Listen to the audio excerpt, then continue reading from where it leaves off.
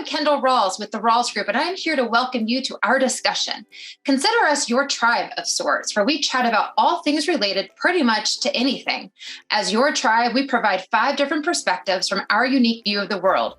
We are pioneers, trailblazers, go-getters, power professionals, marvelous moms, friends, dog lovers, and so much more. Our discussions span from leadership, business, relationships, and personal growth, and everything in between. Here we go.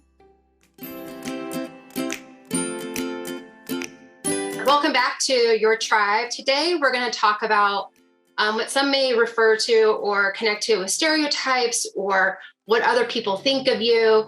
And a lot of times we can tend to get caught up in other people's stories and about ourselves and work really hard to change their perspective about who we are, what we're doing, perhaps what our intentions are.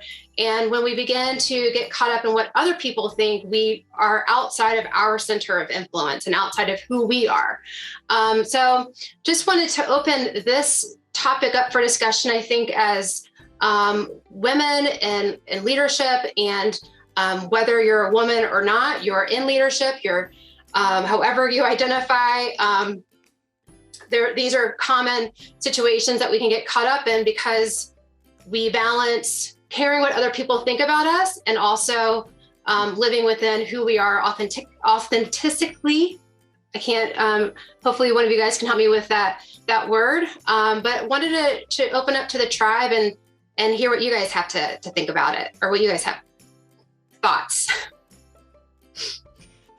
I think this is a really great talk, and I think we could probably talk on this for days, because not are we women in business, we are someone's child, we're someone's daughter, we're someone's maybe boss, we're someone's spouse or partner.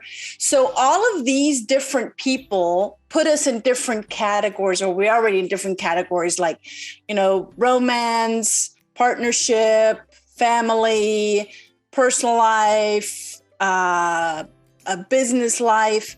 And I think to all of these people that all have a probably pretty significant role in our lives, we're all a little bit something different, and just a tad. We mean something different to them, and they view us in a different role, or they view us in a different light, or from a different point of view than we view ourselves. I don't know. What do you guys think? Well, I spent a lot of time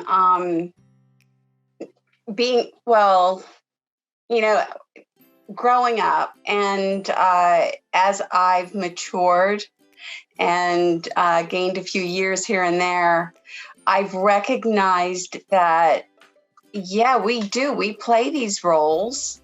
They have specific functions in our lives, specific things that we do for the different people in our lives, for our children, for our brothers and sisters, for our parents, for our cousins and uncles and extended family, for our coworkers and employees, or the people who lead us. And it can be easy to get caught up in what they think of us versus who we really are. And I was really blessed on one of my trips to India to have some time where I recognized that I could just be. In that time, in the time I spent there, I wasn't anyone's mother or daughter or sister or friend. I was just being. And I'm using just as in nothing else. It was simply being. And that was such an incredible gift for me to be able to really authentically incorporate that in myself and bring that back after I left that safe haven, the ashram, and being in that area that was so powerful for me, to be able to bring that back and to carry it with me into my job, with my family, and to see the difference in the way people responded to me. Does that make sense? Absolutely. Yeah, I think that's one of the interesting things about when I was thinking about this topic is when there's been internal growth that someone's experienced, oftentimes we expect other people to have grown at the same time or had different perspectives. And so therefore, immediately the relationship is going to grow and be different. But I can't tell you how many times I've gone through some massive growth experience, and then I go and interact with friends or family, and it feels the same. But in my mind, I'm going, but wait, I've grown. Why does this still feel the same? And there's part integration. And then also you have grown, but it's also realizing that the growth, your comfort zone may have growth. You may have grown, you may have created more flexibility in interacting with them, but they've stayed stagnant. Or it's kind of like a house. Every time whenever I leave from on vacation or I go on a business trip and I come home, it sounds silly, but I'm always surprised about how stagnant the house is. It is exactly as I left it. Sometimes it feels empty because nothing's moved, but it's just as it was. Wow. This is a wee bit of a loaded topic for me. My house is not like that. A little jealous, okay? When I go back to my house, as I go down to Florida to take care of my dad, as I bounce back to my house where my husband and one of my sons live, it really looks like a bomb went off. And there's days that I am the glorified housekeeper. I am the person my father just wants to argue with. I am, I come down to Florida. He's 91, lives by himself, and I come down every couple of weeks, and I swear the first 24 hours, he's just looking to somebody to fight with, because he lives in silence right now, and he doesn't get out very much, and it's just kind of funny. And I said that to him yesterday. I said, can we just watch football? Or do you just want me to shut it off and you just want to have somebody to fight with for a few minutes? Because I can do that. I choose not to. I'd much rather watch the football game. And however, I choose to step back and say, okay, what is his circle? And I can just, have these conversations with him. However, it's, that balancing act and that being the mom and now the nana, they call me the human sleeping pill, because I get that little grandbaby and I have him down for a nap in a matter of seconds. And my daughter-in-law's like, how do you do that? I said, I don't know. My mother did the same thing to my two boys when they were little. I think it's just a nana thing. I have no idea. And it's being true to yourself and allowing yourself to be the best person in that role, and choosing or not choosing, because sometimes I don't do it perfect, to not argue with my father, and, just be that best nana, the best mom, the best sister, brother, the best person that I can be at any time. However, stopping to smell the roses for myself. Otherwise, I'm no good to anyone else. And really looking at where are they coming from? What is their model of the world? And like I said, I don't always do it perfectly because I am human. However, I do my very best. I think there's some real value in looking at, does it get more complex? And there were two scenarios that I heard while you guys were speaking. Does it get more complex when suddenly, or not suddenly, but you have several roles with the same person? So you're not just the spouse or the child, but you're also the business partner or the employee, right? I'm not just the partner and spouse of my husband. We're also business partners. For a long time, I was not just the mom, I was also the teacher for my children. So does it get more complex? And then the next question that begs here, what Cindy so beautifully said, how do you get to that place of allowing yourself to be and be unattached? And that's hard, right? Be unattached of all of the different identities other people have of you. Mm-hmm. Mm-hmm. Yeah, I think complexity in terms of the amount of roles that you connect or move in between with a human, and history, because it's very easy based upon how long you've known someone for, to just assume certain behavior patterns are coming in to play, or assume because of something that they did or acted upon 5 or 6 years ago, and a certain pattern is the same pattern that they're still working in today.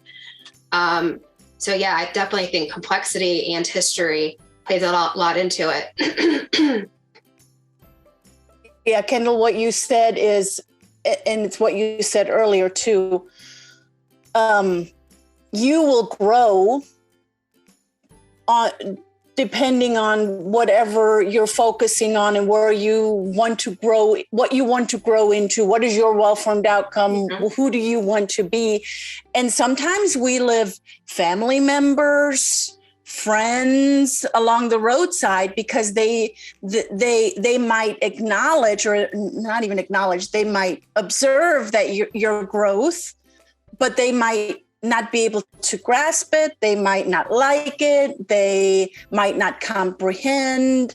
They might not approve, right? I mean, me moving from Germany, and I had this conversation yesterday, me moving from Germany to the States, over the years, I'd have to think about that real quick, but I think I lost most of my friends because they could just not relate to me, like at all.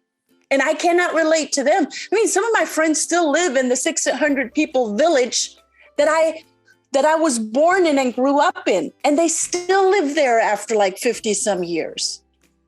I cannot relate to them, mm-hmm. and they cannot relate to me. And the nice thing is that when I do go back home and we do see each other, that we can meet each other both accepting who we are in today's world, mm-hmm. and then just reminisce on, the good old times when we were sitting outside in front of the school like decades ago, right? I think that's one way of coping with it. So the question also is not just how do you be in times, but how can you perhaps assist the others to let you be who you are? Mm-hmm. Yeah. How do you do that specifically with family? That's the question. And with my dad, he's my dad. And now I am taking care of him. Now I am doing all these other things. And, I'm sure there's times that he feels micromanaged, and which is uncomfortable for him. And as I am, talking to him about different things, I have to be, because I choose to, very careful to remember he is my dad. I may be his caretaker right now, and I may be doing other aspects, but we've shifted. Mm-hmm. And that can be very uncomfortable for him and for me, but mostly for him, because he was always my dad, and he mm-hmm. still is. Yeah. And to Brigitta's point, I think the center and the core of this is the well-formed outcome. So if you lived in a city, you've moved multiple times, every time you move, that becomes the epicenter of where your perspective is grounded in. That's the center of now your radius of where you go to work, where you go to the grocery store. You may have moved 5 miles difference, but now that well-formed outcome or that center of who you are has moved.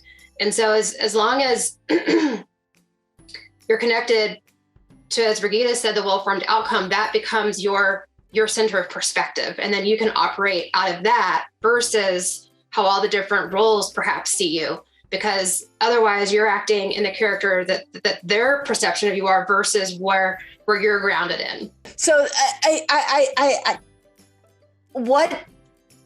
let's just take an example, right? Let's take, because I'm pretty sure there are listeners that are, in a family-owned business, or that are working with their spouse, or that are working with their kids, or in some sort of fashion, they can relate to this. So what kind advice or points can we give them to have peace of mind that they don't have to be this for that person. They don't have to be a chameleon, because if you think about it, too many people are trying to be a chameleon. They're trying to be this for that person and this for that person. That gets tiring. I mean, just me thinking about it makes me want to, go to bed and pull my covers up and go to sleep. Mm-hmm. But so I think the question here is, how do you maintain in your core to be the identity that you define, that I define for Brigitte to be, and allow other people and give them perhaps even the time and the space to kind of catch up with your growth if they so choose to, mm-hmm. but you're not having to diminish yourself or dim your light or get back to their level, wherever that level may be. Yeah. Yeah. I mean, I think one thing is listing out or identify what the well-formed outcome is, or even listing out characteristics of your identity.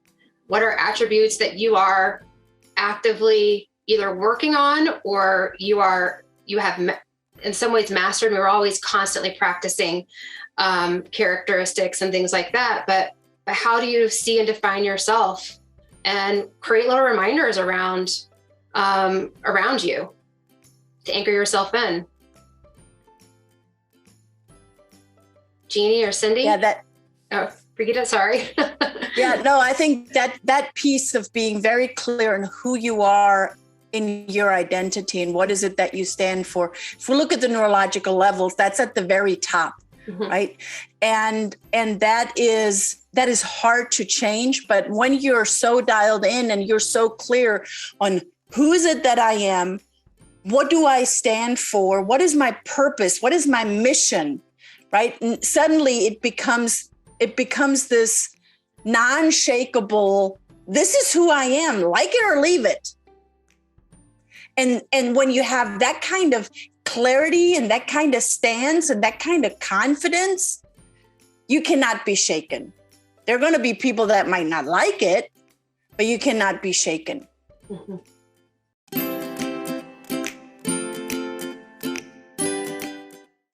We appreciate you listening in. Do you have something you would like to chat about with us or maybe chime in on? Contact Amy, Brigitte, Jeannie, Cindy, or Kendall at the email addresses listed on the screen.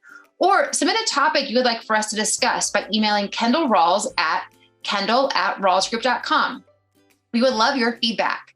Thank you to our 5 excellent coaches for sharing insight and perspectives and showing the power of vulnerability. Your Tribe is produced by the Rawls Group Business Succession Planners.